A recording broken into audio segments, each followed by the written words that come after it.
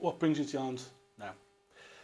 What brings me to the island is the imminent and hopeful approval of the Climate Change Action Plan, which is the culmination of 3 years of advice and support that I hope I've given in arriving at this point. And it will be an absolute delight to me to see that plan hopefully approved.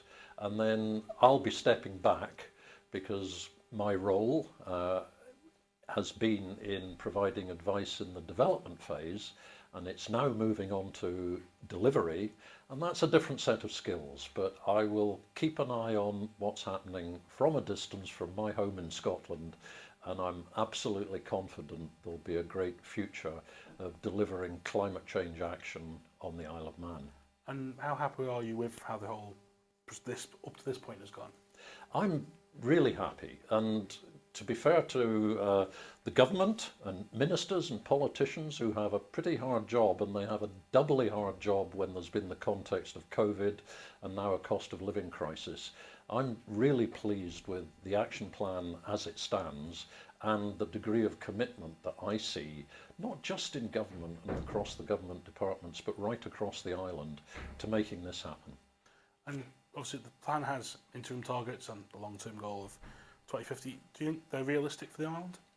Yeah, I believe they are. They're quite challenging targets, but there are many targets set for 2027, which is the end date for this first formal climate change plan. The work has been done to assess that those are achievable, but equally there's still quite a bit of evidence need to be gathered to create the detailed technical level that is required to make sure those targets are met. So there's still more work to be done, and there's certainly a lot that everyone on the island, government and businesses, need to do as well. Is there at all an element that, obviously you've got the interim targets, but it's happened to move slightly quicker than we perhaps should have done? Do you think we've been a bit slow in actually getting some of these ideas off the ground? Well, there's a time and a place for everything, you know. It's sometimes very risky to be a kind of leader, because mistakes can be made and you need to develop new techniques and new technologies. That's pretty risky business. I think the Isle of Man is actually moving at a time that is very appropriate for this particular island, in that so many of the technologies are now readily available.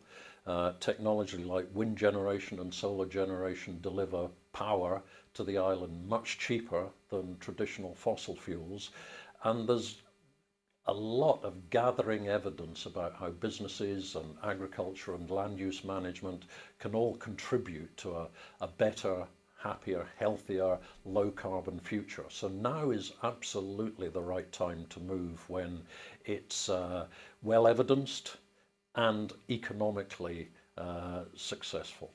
Well, the economically successful argument aside, it's still slightly different here in the way that investment will come. A lot of that will have to come through the government. Do you see a commitment there that the money is there to be spent from what you've seen so far? There are a lot of pressures on governments around the world at the moment. I think we all understand that. And what is important, that government leads, and it leads by example, and that's an important component of the climate change plan. But it also leads by creating the policy framework and the legislative and regulatory framework that gives the private sector, business, industry and investors the confidence to invest. Because, you know, an awful lot of the technologies that support climate change action now are actually money making, and the private sector is very willing to invest if there's a good framework of support and the confidence that those investments are actually going to produce the profits in the future. So the private sector and public money is important, but equally there's a huge amount of private sector investment going into these technologies as well. You said the island's quite well placed to act at this time. How do you see what's on the island compared to what's happening in England and Scotland as the near, or Scotland, if we take that as an example of where you said you're living, how do you compare here to there, where the government's at, but also where the wider community's at? Yeah, I don't see significant difference really. I mean, my impression is that the Isle of Man has moved very fast over the last few years. It's come a long way. and talking to people as I have done in the past and on this visit as well, to people across the island, I get a sense of real commitment. And yes, that exists in Scotland, my home country, so I know it well. And there's commitment at government level in Scotland.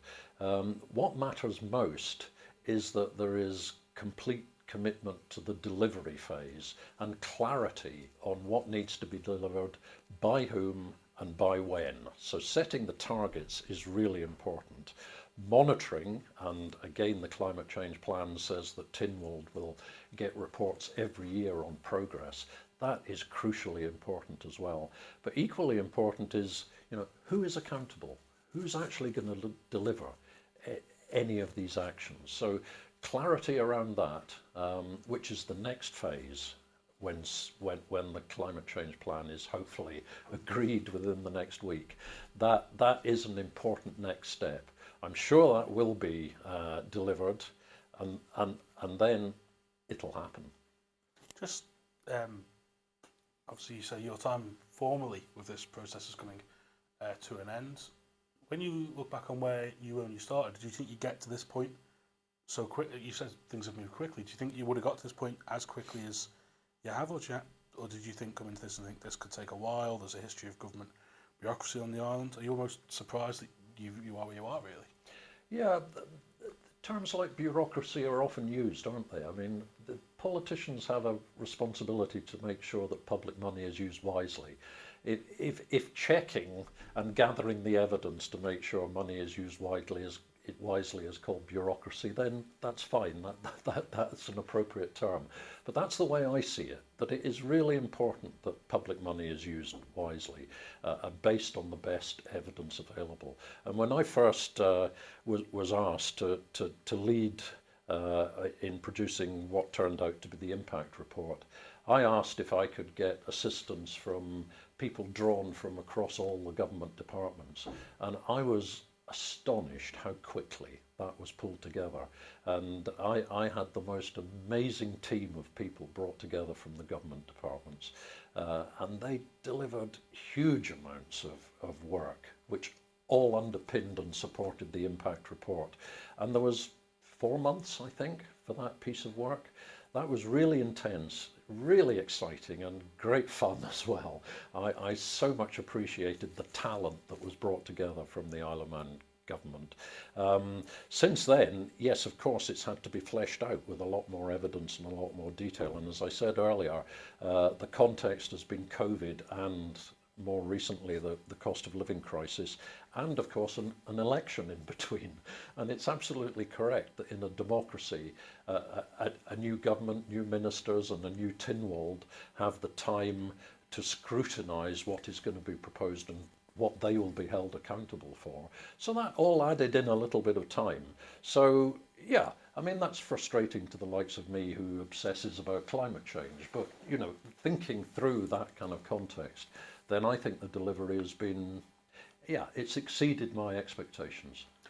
Just because you mentioned the election, did you find quite good continuity between the two administrations in terms of your work? Was that majorly affected, or was it something that you could, here's where we're up to, and carry on from there? From my perception, there's been a process of the new administration, if you like, coming up to speed. That's inevitable and should happen. That has to happen. But in terms of continuity now, I see no difference.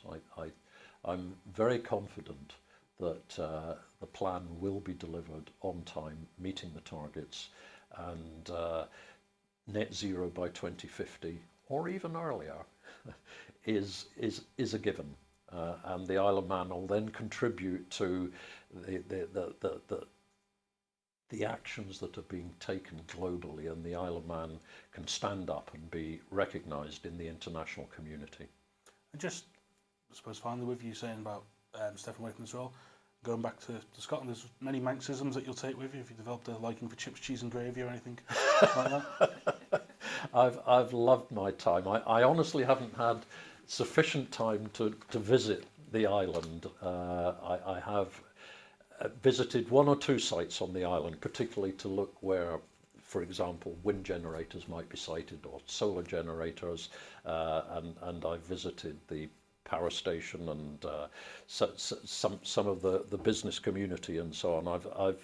I've really loved that, but I would very definitely want to come back and actually have some holiday time here because I've grown to love the place. Well, Professor Curran, thank you, and thank you for the work you've done so far, and good luck to the future. Thank you very much.